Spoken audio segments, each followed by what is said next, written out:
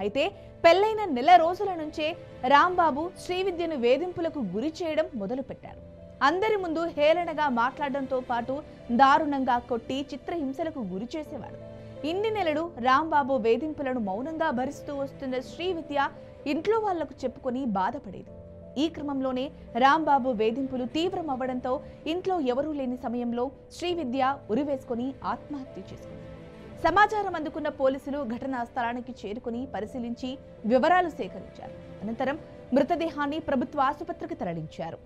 శ్రీవిద్య తల్లిదండ్రుల ఫిర్యాదుతో కేసు నమోదు చేసిన పోలీసులు దర్యాప్తు మొదలుపెట్టారు. అయితే శ్రీవిద్య ఆత్మహత్య కేసు విచారించే కొద్ది సమయంలోనే సంచలన అంశాలు వెలుగులోకి వచ్చాయి. భర్త రాంబాబు వ్యవహార శైలి, తను ప్రవర్తించిన తీరుపై సూసైడ్ నోట్ రాసి మరీ శ్రీవిద్య ఆత్మహత్య చేసుకుంది.